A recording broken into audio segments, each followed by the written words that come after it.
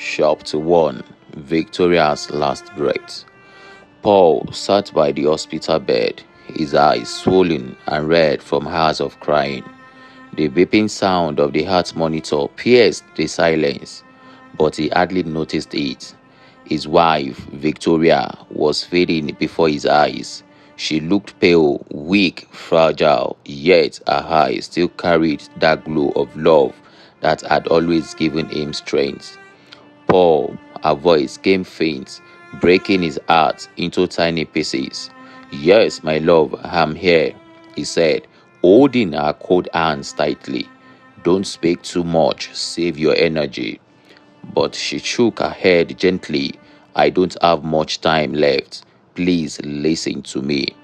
Tears rolled down his cheeks. He wanted to protest, to tell her she would leave, but deep inside he knew the truth. Death was knocking at the door. Promise me, she whispered, that you will take care of our daughter, Ellen. She is only 12. She needs you more than ever. Paul broke down. His chest heaved with pain, and his lips trembled. I swear, Victoria, with everything in me, with my last drop of blood, I will protect Ellen. I will never let anything happen to her. I swear on your dying breath. Victoria smiled weakly. A single tear dropped from her eye. Then I can go in peace. My soul will rest knowing she is safe with you. And with that, she closed her eyes, exhaled slowly, and her body went still. Victoria, Paul screamed, shaking her. Victoria, please don't leave me. But it was too late. The monitor gave one long continuous beep. The nurses rushed in, but Paul already knew the woman he loved, the mother of his child, was gone. He collapsed on the hospital floor, screaming like a wounded lion. In that moment, it felt as though the world has ended. Chapter 2. A Father's Promise. The funeral was filled with mourning. Family, friends, and neighbors came to sympathize. Ellen clung to her father's side throughout, her little eyes swollen from days of crying. Everyone kept saying, Paul, be strong. But those words felt empty. He had lost his wife, his partner, his best friend. Still, he remembered the promise. At the graveside, as the coffin was lowered into the earth, Paul held Ellen's hand firmly and whispered, Your mother's spirit is watching us. I will never fail her. I will protect you. Ellen, you are now my life now. Ellen nodded quietly, leaning on him. She didn't fully understand the depth of her father's pain, but she felt safe with him. Days turned into weeks. Life was hard, but Paul adjusted. He became both father and mother to Ellen, cooking, helping with homework, dropping her at school, and braiding her hair in funny styles that always made her laugh. He worked extra hours to provide, yet, no matter how tired he was, he always made time for her. That was his promise. But fate had other plans. Chapter 3. The Uncle from London. One evening, Paul received a call from his uncle, a man popularly known in the family as Mr. Londoner.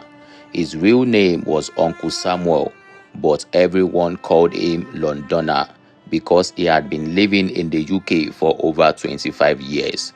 Paul, my boy, the uncle said in his thick British Nigerian accent.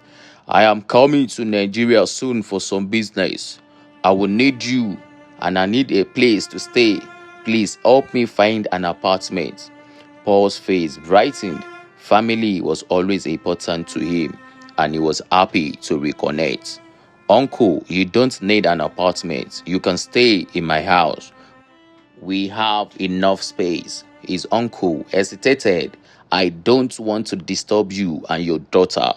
You can never disturb us, Paul insisted. This is your home too, your family. And that was it, the decision that would change everything. A week later, Mr. Londoner arrived in Nigeria. Paul welcomed him warmly at the airport and took him home. When Ellen met him, she greeted politely, leaning slightly as her culture demanded. He hugged her and smiled. My goodness, the last time I saw you, you were a little girl. Look at you now, so grown, so beautiful, he said, staring at her longer than necessary. Ellen smiled shyly and ran off to her room. Paul laughed. She is just shy. Uncle, you are most welcome. Chapter 4. The Dark Intentions. At first, everything seemed normal. Mr. Londoner was jovial, told stories of life abroad, and brought gifts. Paul was happy to see his uncle bond with Ellen, but behind his cheerful face hid something dark. Mr. Londoner had a sickness of the mind, an obsession with underage girls. One evening, while Ellen was bathing, he crept near the bedroom door, trying to peep. The girl noticed the shadow and quickly covered herself. Fear gripped her. Later, she went to her father. Daddy, I don't feel comfortable with uncle. He looks at me in a strange way. Paul frowned. Helen, don't say such things. He's your uncle, almost like your grandfather. Respect him. But daddy, I am serious. Hey, enough! Paul cut her off. Don't ever speak like that about your uncle again. He is family. Ellen kept quiet, but in her heart, she felt abandoned.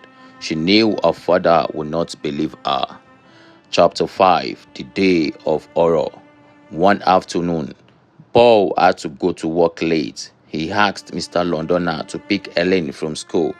Of course, Paul, his uncle said with a smile, leave it to me. But his intentions were evil.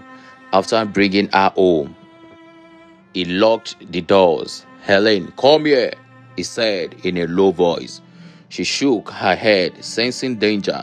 He tried to grab her and she screamed. A struggle followed. Terrified, she broke free and ran towards the staircase. But in her panic, she slipped, hit her head hard, and collapsed unconscious. Fear gripped Mr. Londoner. He rushed to call Paul. Your daughter fell down the stairs. Come quickly. Paul raced home, his heart pounding. They rushed Ellen to the hospital.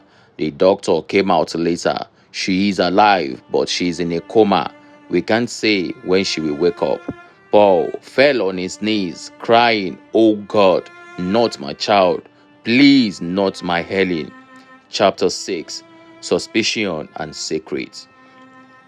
At the hospital, Paul turned to his uncle. Tell me exactly what happened. Mr. Londoner looked uneasy.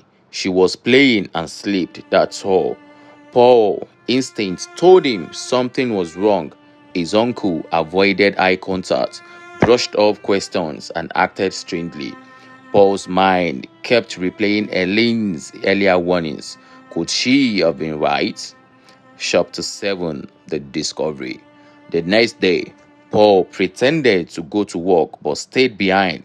When Mr. Londoner left the house, he opened his uncle's luggage and what he found froze his blood. Inside were photographs of underage girls, some naked. Paul's hands shook as he flipped through them. His stomach churned with rage. He dropped to his knees, tears streaming. My God, Ellen was telling the truth all along, and I failed her. I failed my promise to Victoria, my wife. He clenched to his fist. His whole body trembled with fury. Chapter 8. The Confrontation. That evening, when Mr. Londoner returned, Paul was waiting. His eyes were red, his face hard. Uncle, sit down, he said coldly. Mr. Londoner smiled nervously. Is everything okay? Paul slammed the photos on the table. What is this? Tell me the truth. His uncle's face turned pale. He stammered, trying to defend himself. But Paul roared, Don't lie to me. You tried to destroy my daughter. You put her in a coma.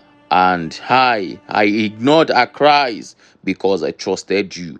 May God punish you. Mr. Londoner fell on his knees, trembling. Please forgive me. It was a sickness. I couldn't control it. I am sorry. Please don't report me. Paul shook with anger, fighting the urge to kill him on the spot. If my daughter dies, I swear with my wife's grave, I will hunt you down and there will be no forgiveness. He threw the photographs at him. Leave my house and know this. Your secret will not remain hidden. The family will know. The world will know. Chapter 9. Waiting for justice. Days turned into weeks. Ellen remained in a coma. Paul visited her daily, holding her hand, whispering apologies and begging her to wake up. Please, my daughter, forgive your foolish father. I should have listened to you. I should have protected you. Please come back to me. Mr. Londoner tried to live quietly, but Paul made sure his deeds were exposed. He called other relatives and revealed everything. The shame spread like wildfire. The once respected uncle became an outcast. Chapter 10. Karma's Hand. One night, news came Mr. Londoner was attacked by angry youths in the neighborhood after rumors of his evil deeds spread. He barely escaped with his life and was arrested shortly after when the police were tipped off about his hidden stash of indecent materials. Meanwhile, in the hospital, something miraculous happened. Ellen opened her eyes, weak but alive. Paul wept with joy, hugging her gently. Thank you, Jesus. Thank you. He whispered to her, your mother's spirit fought for you. Justice has found the wicked. You are saved now. Epilogue. The lesson. Life slowly returned to normal. Though scars remained, Helen needed therapy and Paul carried guilt in his heart. But he learned the most painful lesson of his life. Never ignore the cries of your child. Never put blind trust in anyone, even family. As he tucked Helen into bed one night, she asked softly, Daddy, are we safe now? Paul kissed her forehead. Yes, my daughter, because now I will never doubt you again. I will always listen. That is my promise. And this time it was a promise it would never break. Moral of the story. Never trust blindly, not even family you haven't seen in years. Always listen to children. Their fears are often signs of hidden dangers. Karma always finds those who do evil. A parent's duty is to protect, no matter the cost. The end.